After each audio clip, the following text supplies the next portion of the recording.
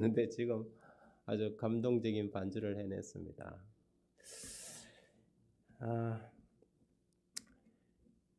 그 다음 안식일 오후에 저희들이 11년을 기다려온 성전 봉헌 감사 예배를 드리게 되었습니다. 주보에는 좀 그렇게 미스프린트가 됐지만 다음 안식일은 우리 합회장님이 오셔서 직접 말씀을 주시고 또 격려의 또 말씀도 주시겠습니다. 이웃에 계신 이웃들과 많은 분들을 좀 초청해 주시고요. 그래서 이웃 교회들도 함께 참여하게 될 거고 아주 풍성한 축하의 자리가 될 것이라고 생각합니다.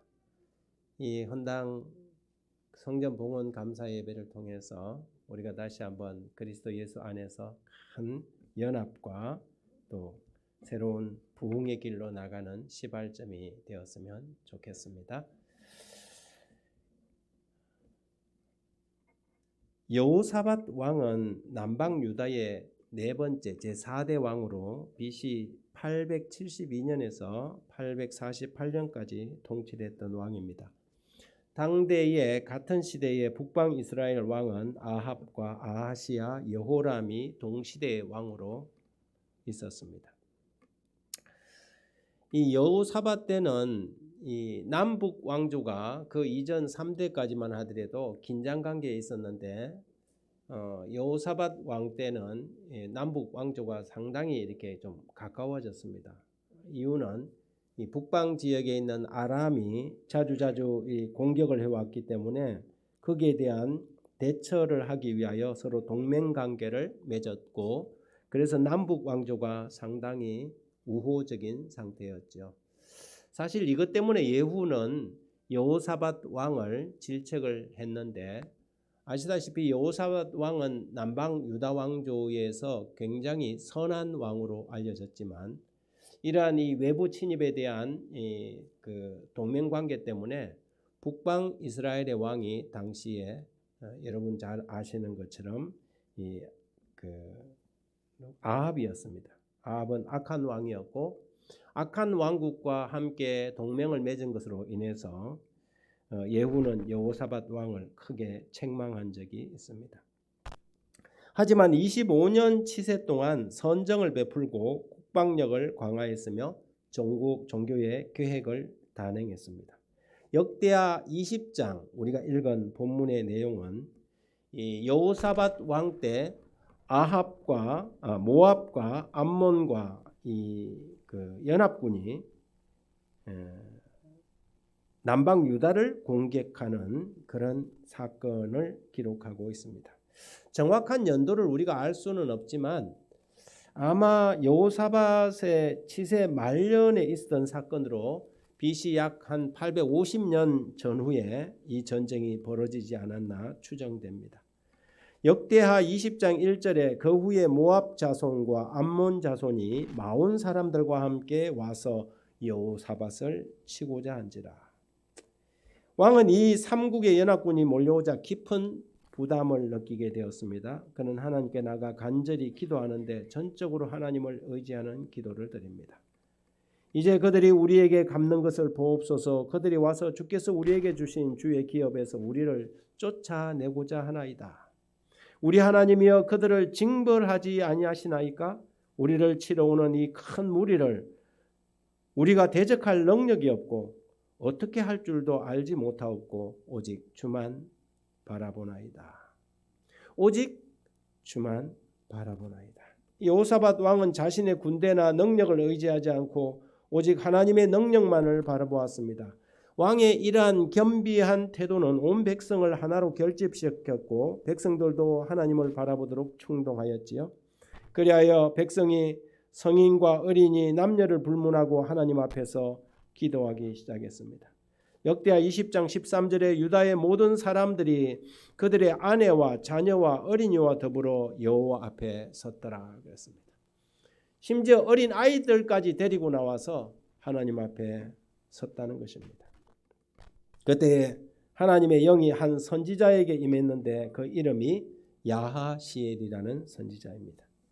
14절 15절에 보면 여호와의 영이 회중 가운데 레위 사람 야하시엘에게 임하셨으니 그는 아삽 자손 맏다냐의 현손이요 여이엘의 증손이요 분하야의 손자요 스가랴의 아들이더라. 야하시엘이 이르되 온 유다와 예루살렘 주민과 여호사밧 왕이여 들을지어다.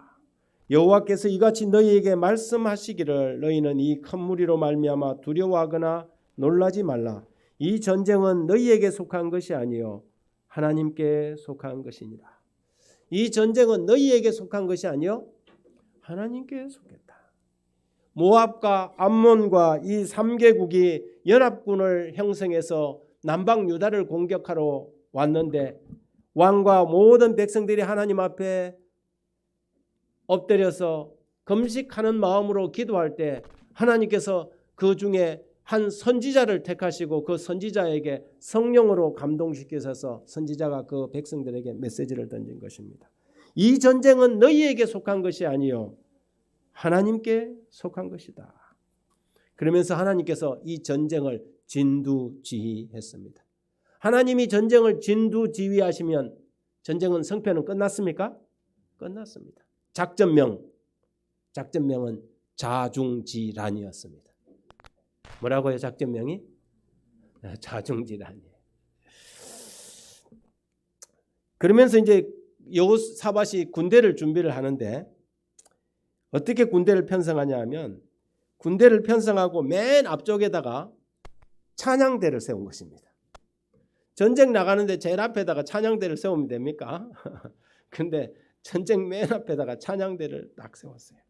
백성과 더불어 의논하고 노래하는 자들을 택하여 거룩한 예복을 입히고 군대 앞에서 행진하며 여호와를 찬송하여 이르기를 여호와께 감사하세 그의 인자하심이 영원하도다 하게 하였더니 그 노래와 찬송이 시작될 때 여호와께서 복병을 두어 유다를 치러 온 암몬 자손과 모압과 세일산 주민들을 치게 하심으로 그들이 패하였으니 곧 암몬과 모압 자손이 일어나 세일산 주민들을 쳐서 진멸하고 세일 주민들을 멸한 후에 그들이 서로 쳐 죽였더라. 여기서 말하는 복병이 무엇인지는 명확하게 언급이 되지 않아요. 하나님의 복병이 어떻게 됐는지 모르지만 작전명은 자중질환이었어요. 이 자중질환이 일어나겠어요. 개미떼처럼 많은 이 3국의 이 군사들이 유다를 치러 오는데 유다 군사들은 그들하고 전쟁에 나가면서 앞에다가 찬양대를 세워갖고 하나님을 찬송하세 하고 노래를 하는 거예요. 그런데 그들이 진격을 해오는데 갑자기 이상한 상황이 벌어진 것입니다. 그러면서 모압과 암몬 자손이 세일산 주민들을 쳐서 진멸하고는 또 모압과 암몬 자손끼리 서로 뭐 했어요? 자기들끼리 싸우는 거예요. 자중질환이 일어났어요. 제가 생각을 해봤어요. 이게 무슨 일일까? 어쩌면 하나님의 천사들이 처음에는 세일산 주민 속에 있으면서 그 사람들이 오히려 모압과 암몬 사람들을 치게 하고 그러니까 저것들이 왜 저러지 하고 이제 또 공격을 하고 이래갖고 아마 이 복병들이 서로가 서로의 군사의 옷을 입고 이렇게 하니까 서로에 대한 신뢰관계가 다 무너졌던 것 같아요. 그러니까는 전쟁이 일어나는데 그들이 싸움은 유다를 치러 와갖고는 전쟁에서는 자기들끼리 자중질환이 일어나서 서로 치고 받고 하다가 다 죽어 나간 것입니다.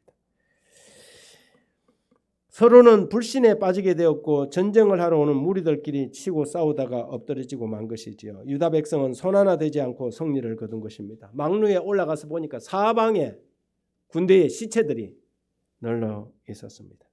그들이 나아가서 떨어진 적진에서 전리품을 챙겼는데 어찌나 많은지 그 탈취물을 거두는데 사흘이나 걸렸습니다. 역대하 20장 25절에 보면 여호사밧과 그 백성이 가서 적군의 물건을 탈취할세 본적 그 가운데서 재물과 어복과 보물이 많으므로 각기 탈취하는데 그 물건이 너무 많아 능히 가져갈 수 없을 만큼 많으므로 사흘 동안이나 거두어 들였다. 그런데 이 전쟁에서의 핵심 성경 구절은 역대하 20장 20절입니다. 그들이 두려움에 빠져 있을 때 그들은 기도했고 하나님의 선지자 야하시엘을 내세워서 하나님의 기별을 전하는데, 만약 이스라엘 백성들이 이 선지자의 기별과 메시지를 믿지 않고 했더라면 전쟁의 양상은 완전히 달라졌을 것입니다. 그러나 여호사밧은 백성을 안심시키고 하나님을 신뢰하고 선지자를 신뢰하도록 백성들에게 권면했습니다. 20장 20절에 보면 이에 백성들이 아침에 일찍이 일어나 더구와 들로 나가니라. 나갈 때 여호사밧이 서서 이르되 유다와 예루살렘 주민들아 내 말을 들을지어다. 왕이 이렇게 말합니다. 너희는 너희 하나님 여호와를 신뢰하라. 그리하면 견고히 서리라. 그의 선지자들을 신뢰하라. 그리하면 형통하리라. 여러분, 형통의 비결이 뭐예요? 선지자들을 신뢰하라는 것입니다. 그런데 예수님께서는 마지막 시대에 대한 징조 가운데 하나로 거짓 선지자에 대한 경고를 주셨습니다. 마태복음 24장 23절 24절에 보면 그때 사람이 너희에게 말하되 보라 그리스도가 여기 있다 저기 있다 하여도 믿지 말라. 거짓 그리스도들과 거짓 선지자들이 일어나 얼마나 큰 표적과 기사를 보여 할 수만 있으면 택하신 자들도 미혹하리라. 선지자를 신뢰해야 되겠는데 문제는 거짓 선지자들이 너무 많다는 것입니다. 그렇다면 그 거짓 선지자와 참 선지자를 어떻게 구별할 수 있을까요? 아모스 3장 7절에는 여호와 하나님께서는 자기의 비밀을 그 종 선지자들에게 보이지 않고는 결코 행하심이 없다 그랬어요. 하나님께서 무슨 일을 할 때는 반드시 누구에게? 선지자에게 그 모든 것들을 말씀하신다는 거죠. 그 선지자들에게 그 시대에 필요한 그 시대의 기별을, 그래서 이 야하시엘도 전쟁에 나가는 이 무리들 앞에서 이 메시지를 줬단 말이죠. 그런데 거짓 선지자들이 많이 일어나서 사람들을 어떻게 한다고요? 미혹하고 잘못된 곳으로 이끌어 갈 것입니다. 그러면 거짓 선지자와 참 선지자를 구별하는 표가 있을까요? 여기에 여러분들에게 그 세 가지 표를 말씀을 드립니다. 첫 번째, 예레미야 28장 9절. 평화를 예언하는 선지자는 그 예언의 말이 응한 후에야 그가 진실로 여호와께서 보내신 선지자로 인정되리라. 그랬어요. 이 선지자가 참인지 거짓인지는 그 사람이 평소에 하는 예언이, 하나님께로부터 받았다는 예언이 응하고 난 후에야 이 사람이 진실한 선지자인지 아닌지 구분. 다시 말해서 이 사람이 참 선지자인지 거짓 선지자인지는 말을 내뱉긴 하는데 하는 말마다 다 엉터리야. 그러면 믿어야 돼요? 말아야 돼요? 믿지 말아야 돼요. 틀리면 그걸 갖다 다시 돌려갖고 또 다른 데로 맞고 저리 맞고 하는 그런 선지자 말고, 그가 말하는 예언의 말씀이 장차 그런 일들이 일어나는지 안 일어나는지 진실로 뭐 해봐야 돼요? 자세히 살펴봐야 된다는 거죠. 두 번째, 이사야 8장 20절에 마땅히 율법과 증거의 말씀을 따를지니 그들이 말하는 바가 이 말씀에 맞지 아니하면 그들이 정녕 아침빛을 보지 못하고. 첫 번째는 예언이 성취되는가? 두 번째는 그들이 주장하고 말하는 것이 하나님의 말씀에 일치하는가? 이것이 선지자를 구별하는 시금석이에요. 세 번째는 마태복음 7장 20절에 이름으로 그들의 열매로 그들을 알리라. 나더러 주여 주여 하는 자마다 다 천국에 들어갈 것이 아니요 다만 하늘에 계신 내 아버지의 뜻대로 행하는 자라야 들어가리라. 그들의 열매로 그들을 안다 그랬어요. 그들의 삶이, 선지자라고 주장하는 그 사람들의 삶이, 그 열매가 성령의 아름다운 열매를 맺히는지 아니면 육적인 열매를 맺히는지, 그것을 정확하게 뭐 해봐야 된다는 거예요? 살펴봐야 한다는 것입니다. 마지막 시대가 되면 거짓 선지자들이 활개를 칠 것입니다. 여기서도 성령 받았다, 저기서도 성령 받았다, 뭐 이런저런 많은 일들을 할 거예요. 그런데 그들의 하는 일들을 다 믿을 것이 아니라 그 영이 하나님께 속했는지 아닌지를 뭐 해야 됩니까? 분별하라고 사도는 우리에게 말하고 있습니다. 거짓 선지자가 있다면 어떤 선지자도 있다는 거예요? 참 선지자가 없으면 거짓 선지자 이야기도 할 필요가 없죠. 참 선지자가 있다는 것입니다. 참 선지자의 시금석으로 잘 분별된 진정한 선지자는 성경적 가르침에 위배되지 않습니다.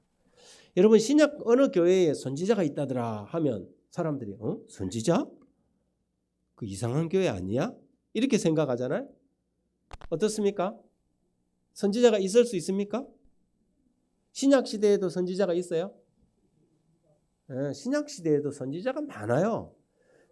여러분 이 성경 이 사도행전이나 복음서에나 보면 선지자들이 많이 나와요. 그런데 사람들이 선지자는 구약 시대에 있는 사람인 줄 알아요? 그렇지 않습니다. 에베소 4장 11절에 사도 바울은 에베소 교회에 보내는 편지에서 이렇게 적습니다. 그가 하나님이 어떤 사람은 사도로, 어떤 사람은 선지자로, 어떤 사람은 복음 전하는 자로, 어떤 사람은 목사와 교사로 삼으셨으니 그랬어요. 하나님의 성령께서 어떤 사람은 사도로, 어떤 사람은 선지자로, 어떤 사람은 복음 전하는 자로, 어떤 사람은 목사와 교사로 삼았다. 여러분 어떤 교회에 목사가 있다더라 이상합니까? 아니에요. 마찬가지로 어떤 교회에 선지자가 있다더라 이상합니까? 아니에요. 여기서 성경은 분명히 어떤 사람은 선지자로, 어떤 사람은 복음을 전하는 자로, 어떤 사람은 목사와 교사로 삼았다고 그렇게 이야기합니다. 이는 성도를 온전하게 하여 봉사의 일을 하게 하며 그리스도의 몸을 세우게 하려 함이니라. 하나님은 시대마다 필요하다면 선지자를 세웁니다. 그것은 마치 교사와 목사가 이상한 것이 아닌 것과 같은 것이지요. 이 마지막 시대에는 특별히 사단이 근신하라 깨어라 너희 대적 마귀가 우는 사자같이 두루다니며 삼킬 차를 찾아다닌다고 말했습니다. 그러니 원수의 궤계를 물리칠 기별이 우리에게 얼마나 필요하겠습니까? 특별히 마지막 시대의 영원 여자의 후손이 남은 교회를 집중적으로 공격할 것이기 때문이에요. 그래서 요한계시록 12장 17절에는 용이 여자에게 분노하여 돌아가서 그 여자의 남은 자손 곧 하나님의 계명을 지키며 예수의 증거를 가진 자들로 더불어 싸우려고 바다 모래 위에 섰다 그랬어요. 여기 보니까 여자의 남은 후손, 이 여자는 교회를 이야기하죠. 마지막 교회는 마지막 남은 자손이 특징이 있는데 하나님의 계명을 지키며 예수의 증거를 가졌다 그랬어요. 하나님의 계명은 우리가 하나님의 십계명을 이야기한다는 걸 너무나도 잘 압니다. 사랑의 계명을 이야기를 하죠. 그런데 여기서 말하는 예수의 증거는 뭔가?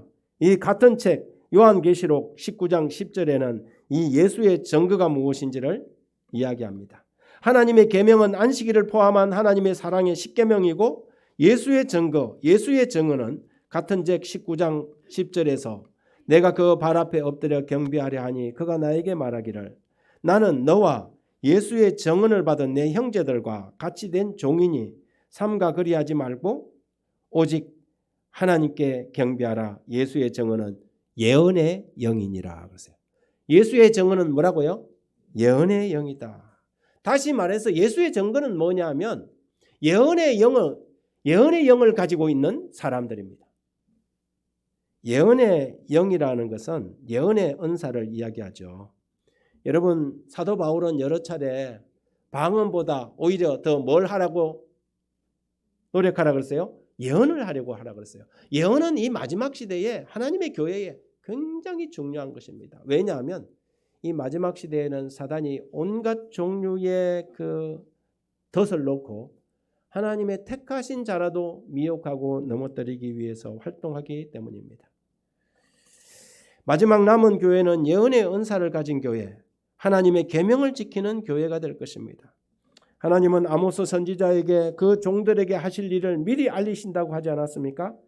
하나님은 마지막 시대에 하나님의 백성들이 그리스도의 재림을 준비하고 마지막 사탄의 유혹에서 벗어나기 위하여 선지자를 통하여 이 마지막 시대의 기묘한 메시지들을 주셨습니다. 특히 강신술과 같은 거짓 교리를 통하여 믿는 사람들까지도 유혹할 수 있는 위험한 교리들이 기독교 안으로 많이 들어와 있습니다.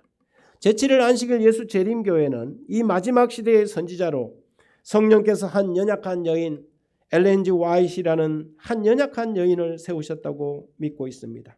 그녀의 삶에 나타난 영적 가마력은 재림교회뿐만 아니라 수많은 그리스도인에게 거룩한 능력을 발휘했습니다. 엘렌 화모는 1827년부터 1915년까지 살았던 여성입니다. 이 한 젊은 여성에게 하나님께서는 마지막 시대에 기묘한 예언의 기별을 주셨습니다. 그녀는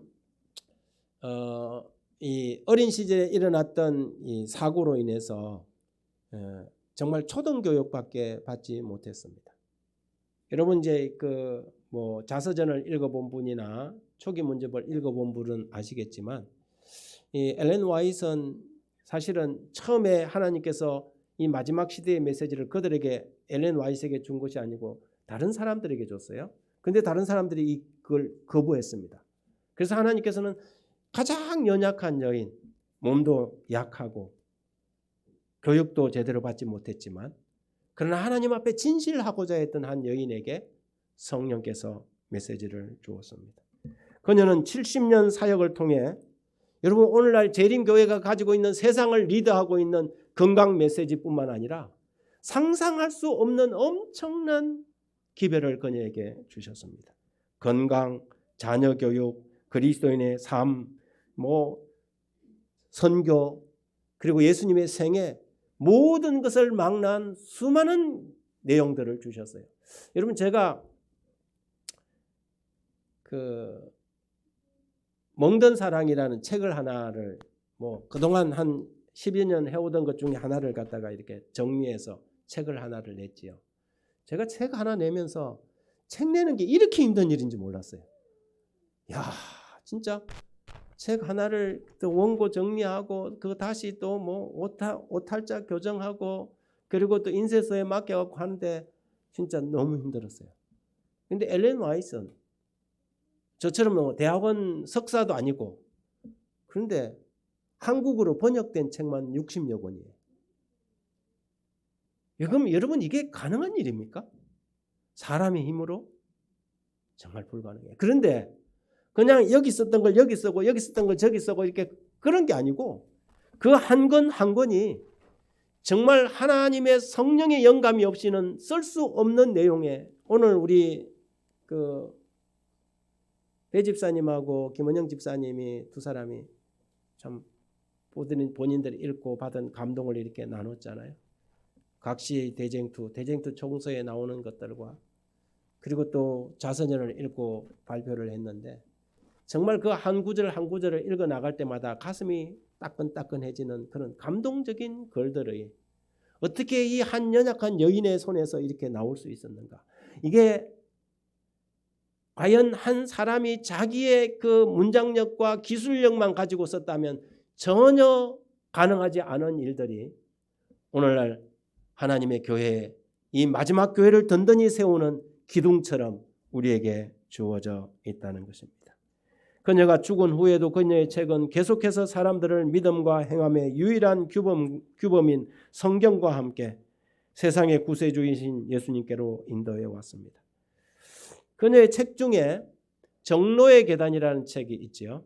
정로의 계단은 이 구원의 과정을 잘 설명해 놓은 책인데 무려 정로의 계단은 165개 이상의 언어로 번역되어서 수천만 권이 출판되었습니다. 그리고 전 세계 사람들이 그녀의 사역을 통해 예수님께 인도함을 받습니다. 여러분 예언의 신이 성경을 절대 대신할 수 없습니다. 우리는 성경 외에 다른 성경을 가지고 있는 게 아니에요. 그래서 엘렌 화이트도 자기가 쓴 책들을 성경을 큰 빛이라고 하고 자기의 책을 작은 빛이라고 했어요. 이 작은 빛은 사람들로 하여금 어디로 인도한다고요? 더 큰 빛으로 인도한다는 것이죠. 여러분 우리가 성경을 읽어볼 때 처음에 읽는 사람들은 굉장히 어려워요. 그죠? 함축적이고 그래서 어떨 때는 이해가 안 돼요. 그런데 각 시대의 대쟁투 총서를 부조와 선지자부터 딱 읽어가 보면 성경에 기록되지 않는 내용들, 성경에 그걸 다 기록하려면 성경이 진짜 요한의 온 세상을 다 덮고도 다 기록할 수가 없어요. 그런데 성경에서 갑자기 뱀이라는 존재가 어디서 왔는지, 왜 갑자기 에덴 동산에서 유혹이 시작됐는지, 하나님은 왜 선악과를 만들었는지 이런 질문들이 다 답이 없잖아요. 그런데 여러분, 대쟁투 총서를 읽어보면 그 전쟁이 어디서부터 시작됐다는 거예요? 하늘 정부에서부터 시작됐다는 거. 사단의 타락과 반역이 어떻게 시작되었으며 왜 그 불똥이 이 지구성에 돌아왔고 이 지구성은 이 타락으로 말미암아 이 온 세상에서 지금 어떤 역할을 하고 있는지 그 모든 백그라운드 배경을 다 이해할 수 있어요. 그러니까 그래서 이런 말이 있구나. 성경에서 왜 이게 이렇게 됐는지 알 수 있는 것이죠. 많은 사람들이 저를 보고 그래요. 한 10년 동안 새벽 묵상을 꾸준하게 하니까 목사님은 도대체 어디서 그걸 다 하십니까? 그래요. 어디서 하긴요. 예언의 신 보고 하는 거죠. 예, 저는 정말 고등학교 때 야영회를 갔다가 강사 목사님의 말씀을 듣고 마음에 큰 감동을 받고 제가 고등학교 2학년 여름 야영회 때 제 진로를 바꿨습니다. 제가 하동에서 중학교를 다니고 진주 인문계 고등학교를 가서 제 나름대로 또 제 부모님들이 저에 대한 기대가 있어서 나름대로 공부를 하면서 꿈을 키워가다가 고등학교 2학년 때 여름 장막회를 갔다가 그 말씀을 듣고 제가 큰 감동을 받았어요. 그리고 내 인생을 아주 급격하게 틀었습니다. 그러니 제가 그 전까지는 뭐 성경을 막 깊이 연구한 것도 아니고 제가 삼육학교 출신도 아니니 대학 갈 때도요. 제가 아모스가 없는 어디서 있는지도 잘 몰랐어요. 아모스를 신약 성경에서 찾고 그랬으니까. 그런데 제가 가보니까 삼육 학생들하고 저하고 따라갈 수 없는 갭이 있었어요.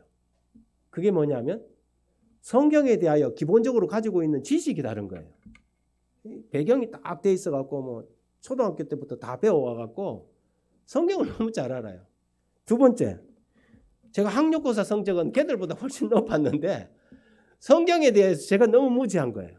두 번째, 이거는 노래를 못 따라가겠어요.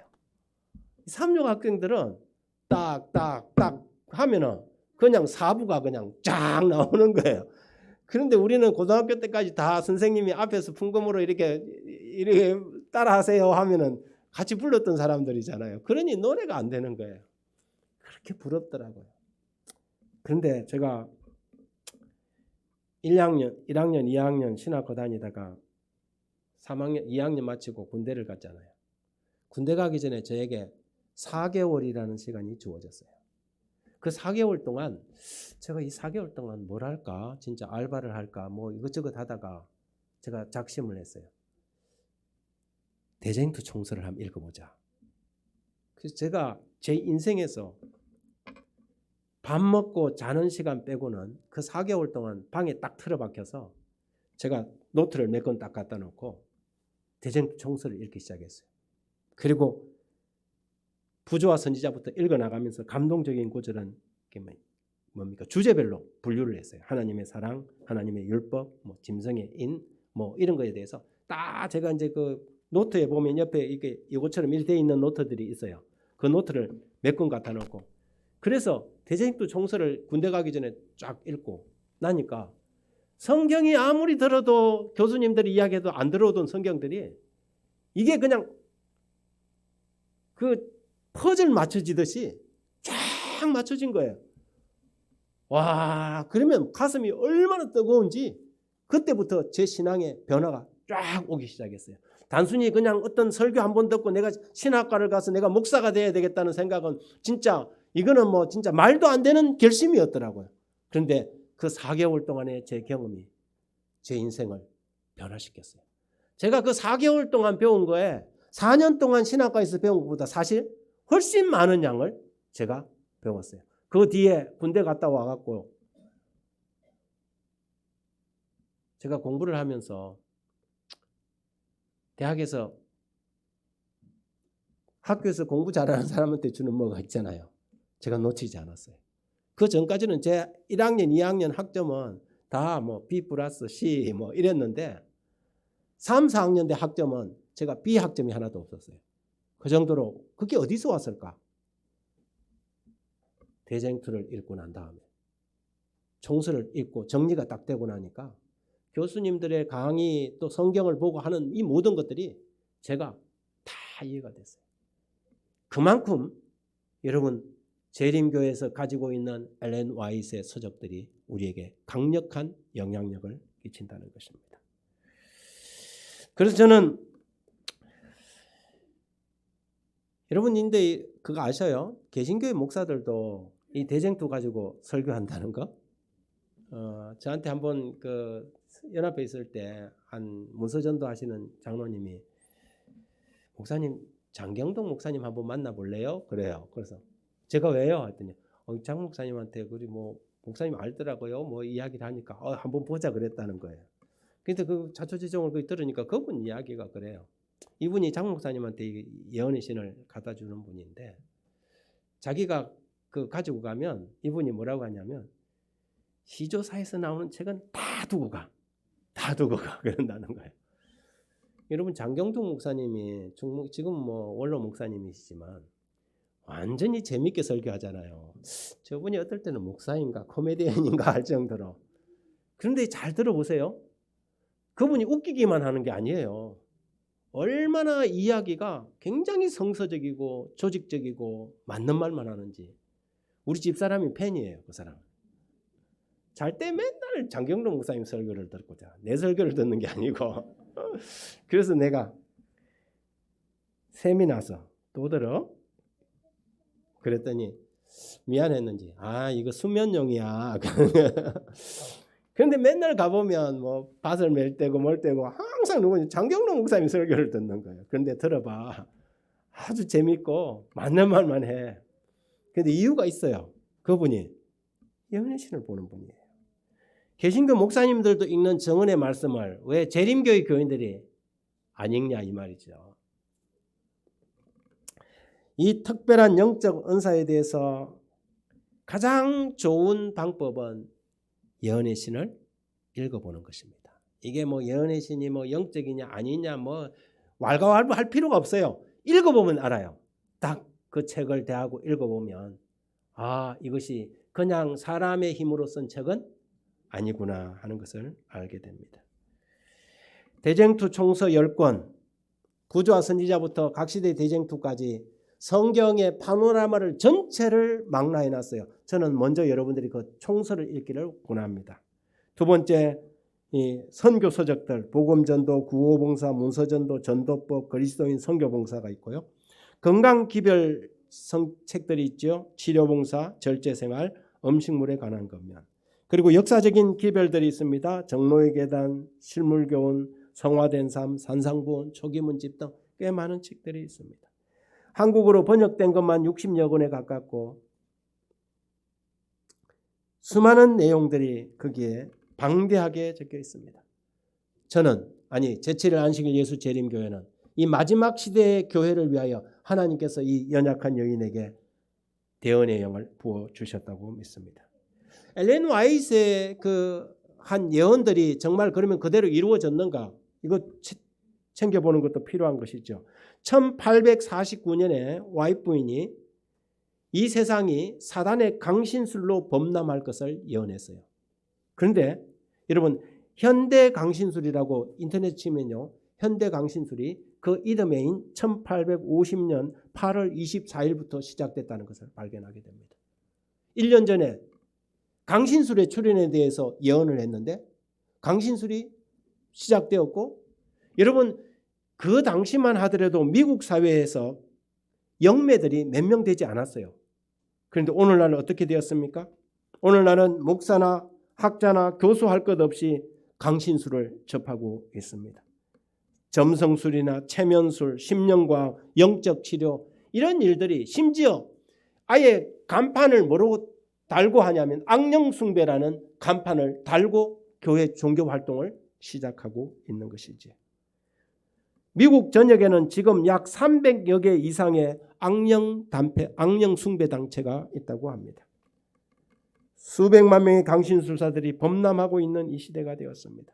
예언이 정확하게 성취된 것입니다. 두 번째, 1861년도에 남북전쟁에 대한 예언을 했어요. 미국 남북전쟁이 발발하기 석 달 전에 1861년 1월 10일 화인 여사는 미시간주 파크빌에 있는 한 교회에서 이상을 봅니다. 그 이상에서는 그녀는 죽어 나가는 수많은 시체들로 덮여 있는 전쟁터를 보았고 자신이 본 것을 그 교인들에게 이야기했어요. 그러면서 이렇게 말합니다. 여기 있는 사람 중에 그 전쟁에서 아들을 잃게 될 사람들도 있습니다. 그리고 그날 그 집회에 참석했던 사람 5가족들이 남북전쟁에서 자식들을 잃었습니다.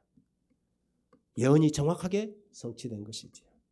1885년에 한 예언, 개신교와 천주교회가 연합할 것을 이야기했어요. 여러분 이 예언을 할 때, 각 시대의 대쟁투에 기록되어 있는 이 예언을 할 때 천주교회와 개신교회는 완전히 앙숙이었어요. 여러분 아시다시피 미국이라는 나라는 어떤 나라입니까?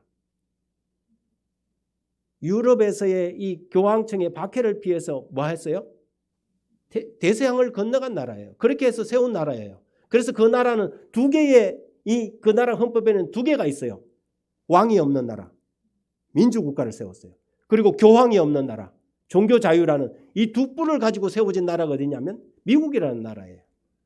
그래서 그 당시만 하더라도 천주교회와 개신교회가 서로 협력한다? 상상을 할 수 없는 그 시대에 엘렌 화이트는 이렇게 기록합니다. 1885년 개신교회가 로마의 세력과 손을 잡기 위하여 구릉을 넘어 손을 뻗게 될 때 그가 강신술과 악수하기 위하여 10년 저편으로 건너갈 때 우리는 놀라운 사단의 활동 시기가 왔다는 것과 끝이 가까웠다는 것을 알게 될 것이다. 이게 1885년 예언이에요. 그런데 여러분 그 당시 때는 상상할 수 없던 일이 지금은 어떻습니까? 지금은요 현실이 되어 있어요. 여러분 뭐 WCC나 뭐 KCC나 이런 지금 이 에큐메니컬 운동이 제7일 안식일 예수 재림교회에만 쓰는 용어가 됐습니까?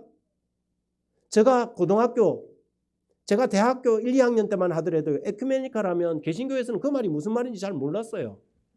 1880년 이전에는요 에큐메니컬은 재림교인들만 쓰는 지네들만의 용어인 줄 알았어요.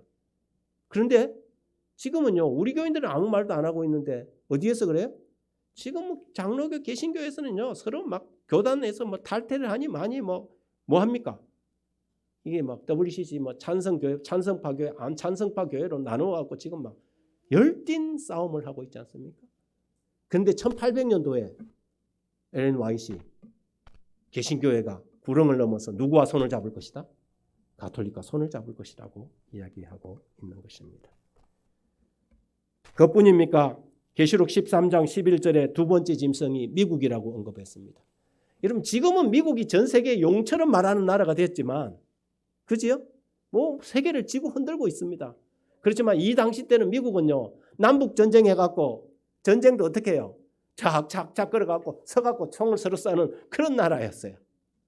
그런데요 여러분 그 당시 때 계시록 13장에 나오는 이 첫 번째 짐승에게 힘을 주고 우상을 만들게 하는 그 나라가 새끼 양 같은 나라가 용처럼 말하는 그 나라가 미국이라는 이야기를 아무도 세상에 하지 않을 때 그것이 미국이라는 이야기를 한 것입니다. 우리는 오늘날 그 모든 예언들이 우리의 눈앞에서 성취된 것을 보게 됩니다. 1890년대는 1, 2차 세계대전에 대한 예언을 했고요.